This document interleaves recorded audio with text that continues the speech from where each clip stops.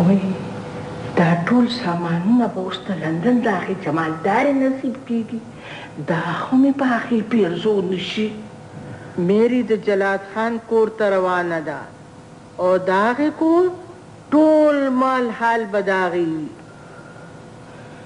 دا به څه شي اوس یې د ځایه کار دی به اوس یې لا ګونګروانو خپو ته تړلی شي بیا ستا څه خیال دی دا لوبه خو م تا جوړه کړې ده او دا لوبه زه روانولی م شم دا لوبه به زه روانوم خو ستا ژبه ستا پښتو زما پښتو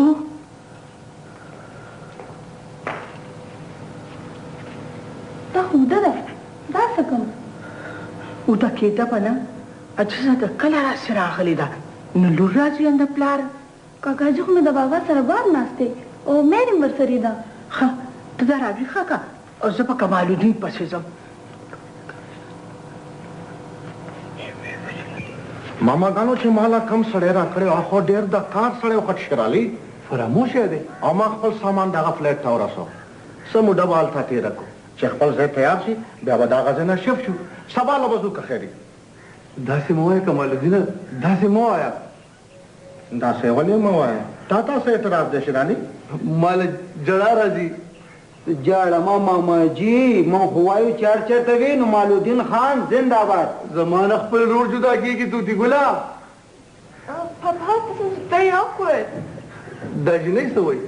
دا وایي چې موږ په لندن کې نو تاسو کول تاسو چې لندن ته تلئ نو هغه وخت خو ستا لاشونه هم شته شوې نه وه کمالالدینه او زه هم د دنیا په سود زیان نه پوهېدم دا دې مطلب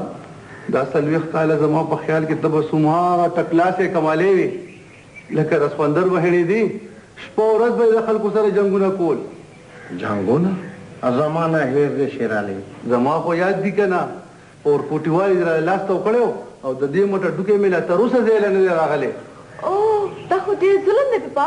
خو د دې واقعه ذکر خو د لیټ اولدین خان په موارس کې نشته غم خدا دی چې موږ په خپلو تاریخونو کې عمر له خپلې درنې لیکو او د بل سپکې نه نه نه توبه وباسه لندن کې داسې نه لندن راته مه کوه ستا دا ډېریم دیسي جوړه ده ته شکایت یې ورته انګریزي ښې جوړې دي راځه غاټې بېبې دلته کښېنه زه به کښېنم خو دا ته څه ولاړې چېرته چې مشران خبرې کوي نو کشران د هغې ځای نه خپې وباسي ته ما ته غاټې بېبې او که نه زما نو سه څومره هوښیاره وه چې زه رالم د خپلې اندې روانه شوه کمالالدینه دا ته چېرته دی هغه مرغۍ درته په ناسته وچه شوه مرغۍ واټ مرغۍ د جلات خان ښځه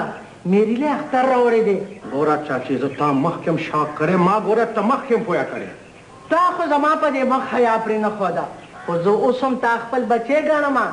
زما مورې خو زما د لور نه په کلار شه ستا لور زما لواد دی زه د هغې خیر غواړم ګوره بېبې هر سړی په خپل کور ښه پوهېږي غلی کښېنه شېرعلي